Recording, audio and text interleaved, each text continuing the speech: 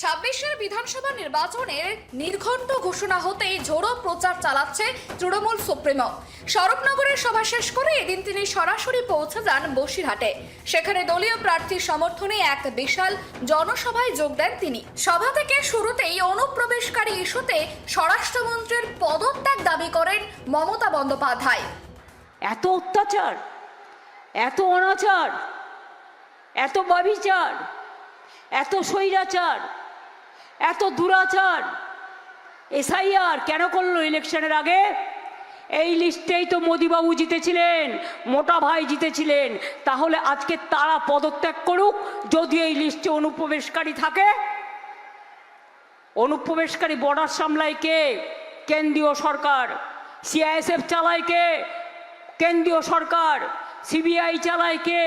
কেন্দ্রীয় সরকার। আইটিবিটি চালায় কে? কেন্দ্রীয় সরকার। যদি কেউ অনুপ্রবেশকারী ঢোকে তো অমিত শাহ রিজাইন করা উচিত, আমাদের নয়, কারণ আমরা ঢোকাইনি, আমাদের ঢোকাবার ক্ষমতা নেই। বিজেপিকে মিথ্যে কথার কারখানা বলে কটাক্ষ করে মমতা বন্দ্যোপাধ্যায় অভিযোগ করেন ওরা যা বলে তা করে না। মানুষের যন্ত্রণার কারণ হিসাবে তিনি বিজেপিকেই দায়ী করেন। বাংলার প্রতি বঞ্চনার অভিযোগে ভোটারদের সতর্ক করে তিনি জানান, বিজেপির লক্ষ্য আসলে বাংলাকে 3 টুকরো করা। বলে এক আর করে এক, মিথ্যে কথার কারখানা, মিথ্যের ফুলঝুরির কারখানা, ওরা ভাওতা দেবার কারখানা, এসআইআর এর নাম কাটার কারখানা, এনআরসি করার কারখানা, দাম বাড়াবার কারখানা, মানুষের দাঙ্গা লাগানোর কারখানা। ওরা মানুষের যন্ত্রণা, বাংলাকে দেয় লাঞ্ছনা, বাংলাকে করে বঞ্চনা।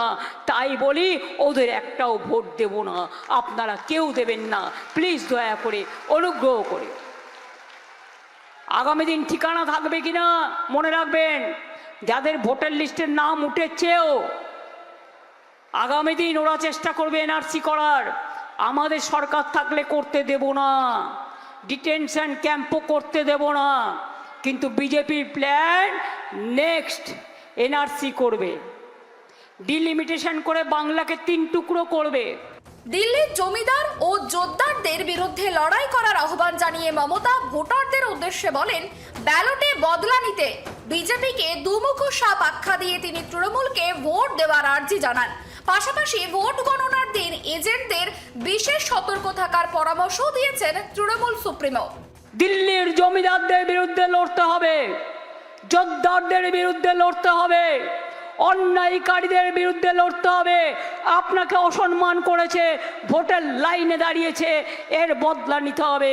গণতন্ত্রের বদলা মানে একটা ভোট দেবেন আর বদলা নেবেন, একটা ভোট দেবেন আর বদলা নেবেন। তৃণমূলকে একটা ভোট দেবেন আর বদলা নেবেন। সকাল থেকে রটাবে স্লো কাউন্টিং করে, বিজেপির সিটগুলো আগে দেখাবে, আপনাদের সিটগুলো স্লো কাউন্টিং করবে, যাতে আপনারা তাড়াতাড়ি বাড়ি চলে যান আর ওটা দখল করে নেবে।